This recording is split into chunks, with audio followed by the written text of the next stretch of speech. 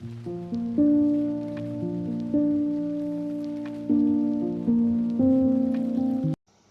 वालेकुम व्यूअर्स, कैसे हैं आप? उम्मीद करती हूँ खैरियत से होंगे। स्टडी विद बीआरडी में आप सबको खुश आमदीद। एमजीटी 111 की लेक्चर सीरीज़ का आज नवा लेक्चर है। और स्टडी शुरू करने से पहले मैं आपको एक चीज़ बता दूँ इस लेक्चर के बारे में कि ये लेक्चर बहुत इंपॉर्टेंट है।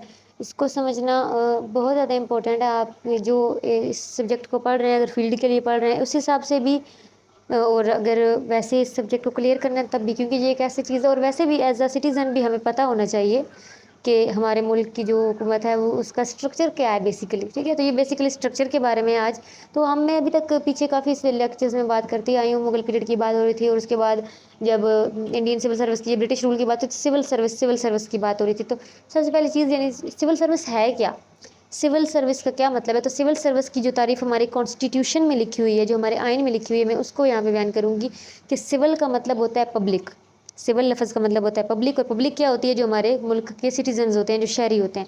तो इस वर्ड की कनोटेशन के हिसाब से, इस वर्डी मीनिंग के हिसाब से ये बनेगा कि लोगों का वो ग्रुप जो पब्लिक सर्विस के लिए, यानी लोगों की खिदमत के लिए, लोगों को मैनेज करने के लिए, उनको सहूलतें फ़राहम करने के लिए बनाया जाता है, उनको सिविल सर्वेंट्स या पब्लिक सर्वेंट्स कहा जाता है। और ये मिलिट्री सर्विस से डिफरेंट होती है। मिलिट्री सर्विस का सिर्फ ये काम होता है कि जिसमें डिफेंस की चीज़ों को संभालना होता है, और ये पब्लिक सर्वेंट्स जो होते हैं इन्होंने पब्लिक की खिदमत करनी होती है, ठीक है। तो ये दो अलग अलग ग्रुप्स होते हैं। इसलिए जो लफ्ज़ पब्लिक सर्वेंट कह लो, सिविल सर्वेंट कह लो, या जस्ट गवर्नमेंट कह लो, इंटरचेंजेबली ये यूज़ होंगे, लेकिन मतलब इनका एक ही होगा, ठीक है। अगली चीज़ क्या है कि जो भी ऑफिसर्स या ऑफिशियल्स जो वर्क करते हैं गवर्नमेंट में, गवर्नमेंट के ऑर्गेनाइजेशंस में पब्लिक सर्वेंट्स के तौर पे, इनको पब्लिक सर्वेंट्स क्यों कहा जाता है, इसलिए क्योंकि ये अपनी जो इनको जो सैलरीज मिलती हैं, जो इनको सहूलतें मिलती हैं, वो पब्लिक से लिए गए टैक्स से अदा की जाती हैं। इस वजह से इनको पब्लिक सर्वेंट्स कहा जाता है, ठीक है। अब अगली चीज़ के पब्लिक सर्वेंट्स किस तरह से रिक्रूट किए जाते हैं, किस तरह से हमारी जो ये हुकूमत में लोग मौजूद हैं, जो हमारे वज़रा बनते हैं, जो हमारी मिनिस्ट्रीज़ चलाते हैं, जो हुकूमत करते हैं, ये किस तरह से बनते हैं, किस तरह ये जो है वो इलेक्ट होते हैं। तो इसके दो तरीके हैं, ठीक है। एक है हमारा पब्लिक सर्विस कमीशन मौजूद है, ठीक है, जो फेडरल और प्रोविंशियल लेवल पे ग्रेड 15 और इससे अबव के लोगों को सिलेक्ट करता है, ठीक है। और दूसरी होती हैं हमारी ऑटोनमस ऑर्गेनाइजेशंस, जो डायरेक्टली लोगों को टेस्ट करके और इंटरव्यू लेके जो है वो डायरेक्टली लोगों को मतलब इलेक्ट करती हैं, ठीक है। ये दो तरीके हैं। जो पब्लिक सर्विस कमीशन है वो पेपर वाला सिस्टम है, जिसमें हम पीपीएससी के पेपर देते हैं, एनटीएस टेस्ट देते हैं। एनटीएस तो सॉरी 15 से नीचे चला जाता है, लेकिन पीपीएससी के एग्जाम, सीएसएस के एग्जाम, तो ये पब्लिक सर्विस कमीशन जो है वो लेता है। और ऑटोनमस ऑर्गेनाइजेशन जो होती हैं, जो डायरेक्ट रिक्रूट करती हैं टेस्ट लेके और जो है वो इंटरव्यू लेके, तो ये इस फील्ड में अगर किसी ने स्टडी की हुई हो तो डायरेक्टली जब सीट्स खुलती हैं तो तब टेस्ट लिया जाता है, इंटरव्यू लिया जाता है, और डायरेक्टली भी लोग जो है वो रिक्रूट होते हैं ऑटोनमस ऑर्गेनाइजेशन के जरिए। इश्तिहार वगैरह आते हैं ना, तो इन्हीं ऑर्गेनाइजेशन के इश्तिहार होते हैं, तो उस वक्त फिर अप्लाई किया जा सकता है इनके लिए।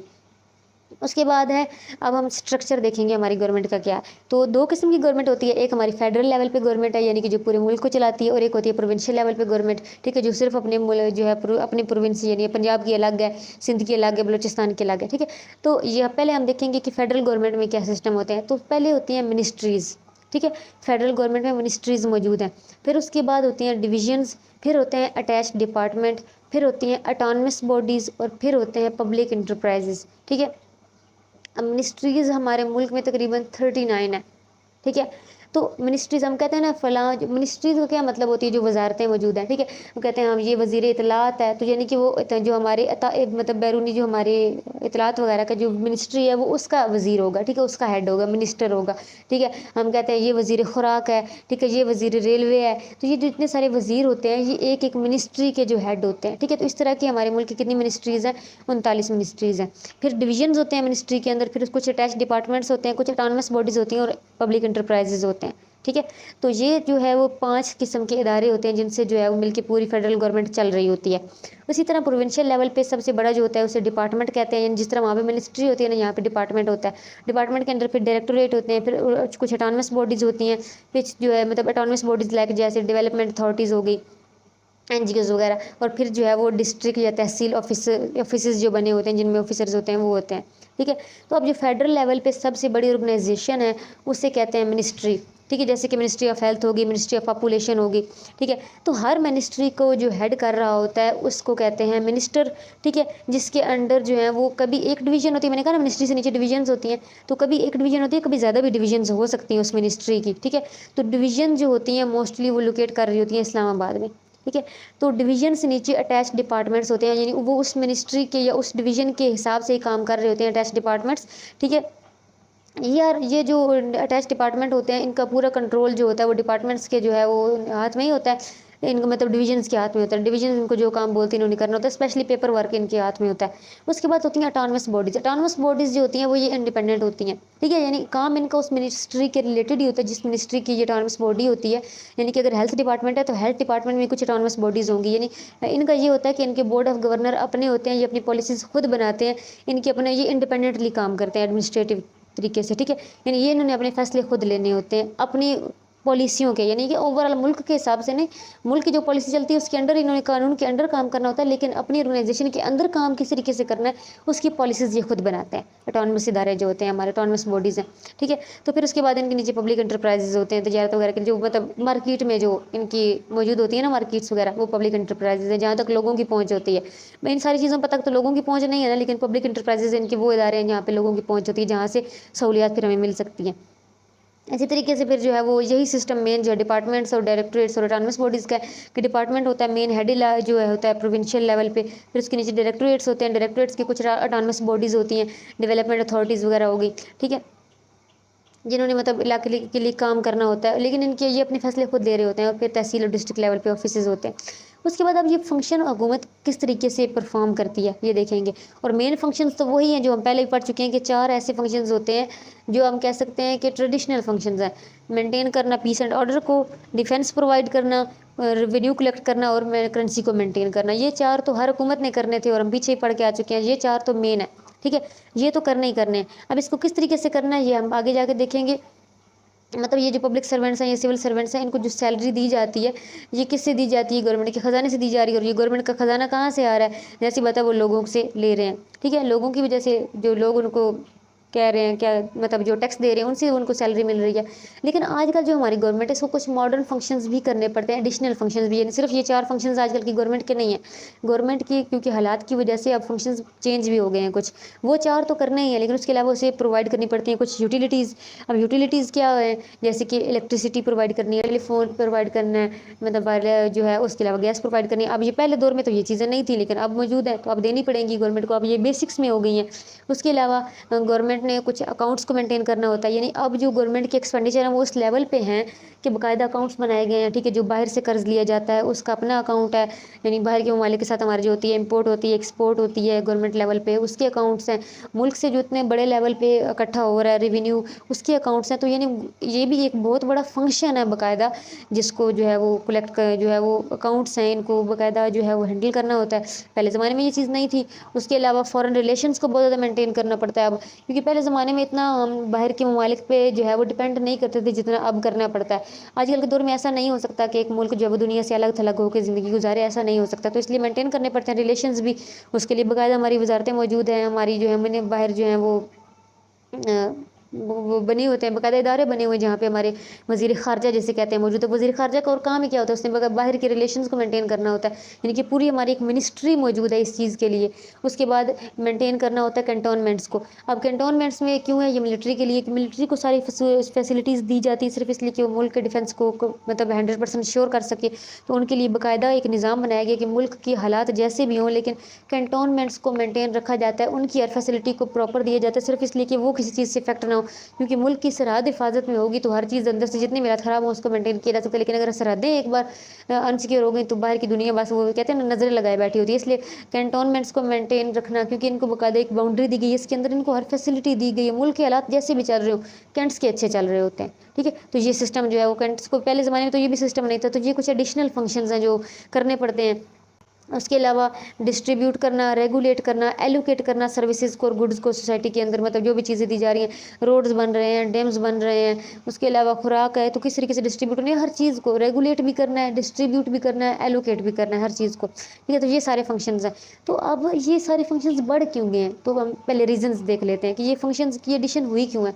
सबसे पहले तो ये है कि पॉपुलेशन, پاپولیشن بڑھی ہے، تو پاپولیشن جس طریقے سے بڑھی ہے تو اس کے حساب سے پرابلمس بھی بڑھ گئی ہیں، نیچر بڑھ گئی ہے پرابلم کی، اور اس کو پرابلم کو سولو کرنے کے طریقے بھی بڑھ گئے ہیں، ٹھیک ہے. ہماری جو ہے وہ سوشلی حالات چینج ہوئے ہیں، اکانومی کے حالات چینج ہوئے ہیں، پولیٹیکل چینج ہوئے ہیں، گلوبل پرابلمز ہوئی ہیں، یہ ساری چیزیں چینج ہو گئی ہیں. اب پہلے پرابلمس اور قسم کی ہوتی تھی، اب اور ہو گئی ہیں، زیادہ کمپلیکس ہو گئی ہیں، اس وجہ سے جو ہے یہ ساری چیزیں آ گئی ہیں. اس کے علاوہ جو ہماری ٹریٹری آف گورنمنٹ وہ بڑھ گئی ہے. یعنی پہلے جو اگر زمانے میں جو ہمارے کہتے ہیں نا سلطنت بھی ہوتی تھی نا، وہ اتنی بڑی ممالک ہمارے جتنا ملک ہے اتنی نہیں ہوتی تھی. وہ کہتے ہیں نا ایک شہر سے بھی چھوٹی ہوتی تھی لوگوں کی سلطنت، اس کو کنٹرول کرنا تھا تو اس کے اوپر بادشاہت کر رہے ہوتے تھے لوگ. لیکن آج ممالک اتنے بڑے بڑے ہیں، اتنی بڑی بڑی ٹریٹری، اتنی بڑی بڑی سرحدیں، اس کے اندر اتنے بڑے بڑے ممالک ہیں، یعنی کہ یہ بڑھنے کی وجہ سے بھی گورنمنٹ کے فنکشنز بڑھ چکے ہیں. اس کے علاوہ ٹیکنالوجی کا امپروومنٹ ہوا، ایڈوانسمنٹ ہوئی ہے، تو اس کی وجہ سے بھی ظاہر سی بات ہے جو ہے وہ چینجز آئے ہیں، اور ان چینجز کی وجہ سے ذمہ داریاں بڑھ گئی ہیں. تو ٹیکنالوجی کے امپروومنٹ کی وجہ سے ایک چیز یہ بھی ہوئی ہے کہ اس نے چیزوں کو جتنا آسان کیا ہے اتنا کمپلیکس بھی کر دیا. کیوں؟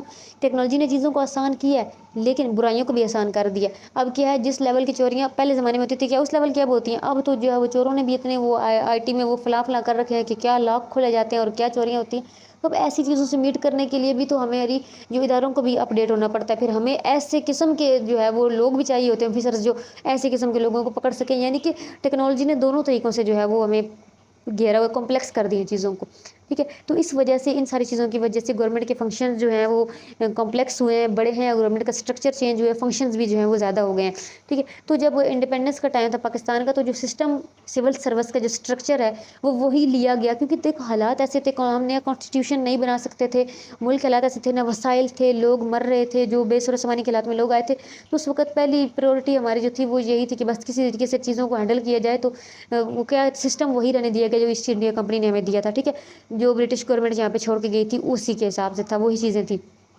اب اس کے بعد آہستہ آہستہ پھر جب مطلب جو ہے ان میں چینجز تھوڑے بہت کیے گئے، مطلب جسٹ نیم وغیرہ کی چینجز وغیرہ کی گئی، زیادہ چینجز کیے ہی نہیں گئے تھے، ٹھیک ہے. تو دو قسم کی سروسز موجود ہوتی تھی، ایک ہوتی تھی آل پاکستان سروسز اور ایک ہوتی تھی سینٹرل سروسز، ٹھیک ہے. آل پاکستان سروسز میں دو قسم کی سروسز آتی ہیں، ایک ہوتی ہے سول سروس اور ایک ہوتی ہے police service of Pakistan. Civil service of Pakistan کو ICS کہا جا گیا، اور پولیس سروس آف پاکستان کو کہا جاتا تھا IPS، ٹھیک ہے. اب جو ہے دوسری ہوتی ہے سینٹرل سروسز. تو پہلے ہم کیا دیکھ لیتے ہیں آل پاکستان سروسز کو، ٹھیک ہے. آل پاکستان سروسز میں ہم نے کیا کہا، دو قسم کی سروسز ہوتی ہیں، ایک سول سروسز ہوتی ہیں اور ایک پولیس سروس ہوتی ہے. آل پاکستان سروس میں جو ہے وہ اس کو جو ہے وہ پہلے سول سروس آف پاکستان تھی، تو اس کو جب جو ہے وہ چینج کیا گیا CSP مطلب سول سروس آف پاکستان، جب اس کو بنایا گیا تو یہ پہلے کیا تھی، انڈین سول سروس تھی.